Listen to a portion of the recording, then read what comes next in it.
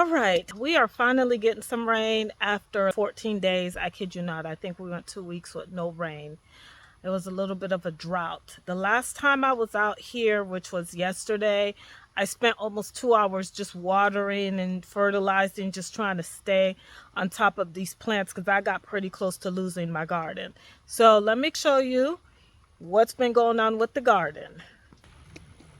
I end up just keeping this wheelbarrow full of water. And so whenever I would come out, I would just scoop up some water and just get everything watered down.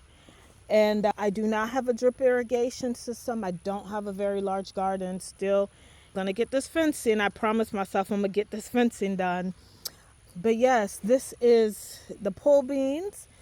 And I'll show you what the surface looks like. It's moist, but this is dry. So yes, I'm gonna have to come in here. It just comes with this method of growing in the grow bags.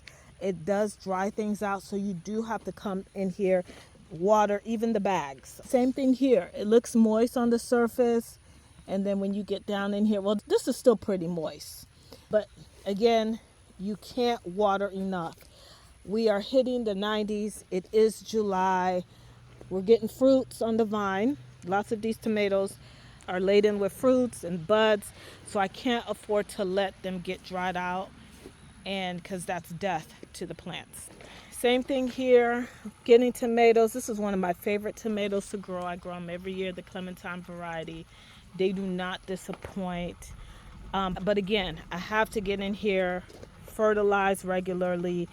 This is blight. This is normal this time of year. I do try to prune as best as I can.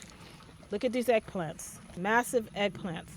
I don't even remember the variety. Oh, bad at labeling, but it looks like they're the African variety. It's kind of my first season growing them, but they are massive. And once again, it does look like it's watered in, but in here is dry. So I do need to get in here, water the bag down. And I got a pepper plant that's growing in here, tucked in here. Same thing with this variety. This is my indigo. It doesn't, these are my cherry varieties. They do not disappoint. Okay. Starting to think that putting these daisies here were a bad idea. They are massive. But yes, great for the pollinators, but they are a massive plant. My first green stock, I've got anything from peppers to tomatoes in here. These are the micro toms and various herbs like basil.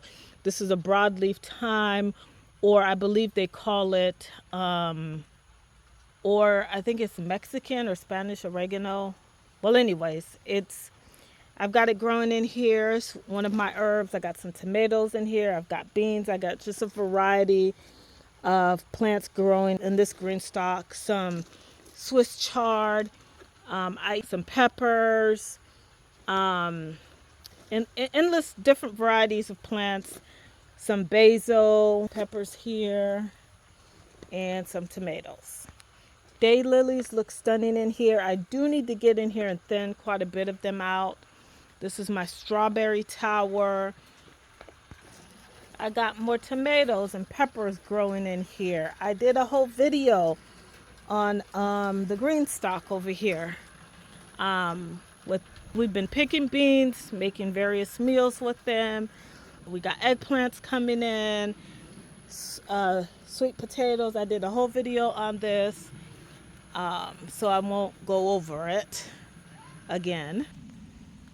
I'm going to be totally honest with you guys. I have not been back here. I have not been watering. I have not really put in much effort into this space.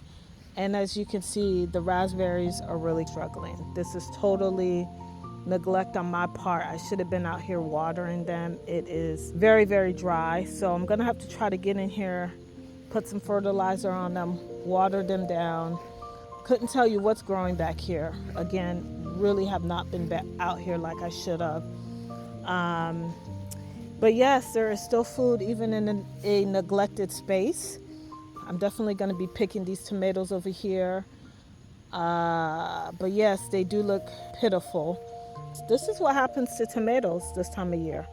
I did harvest quite a bit of garlic, Got some peppers in here, got some empty space that I need to fill in. But like I said, confessions of a busy mom. But there is still food in the garden, so I will definitely be taking that tomato in the house. And I'll keep you guys updated on how the garden is doing. Simple joys of the garden from harvest to table.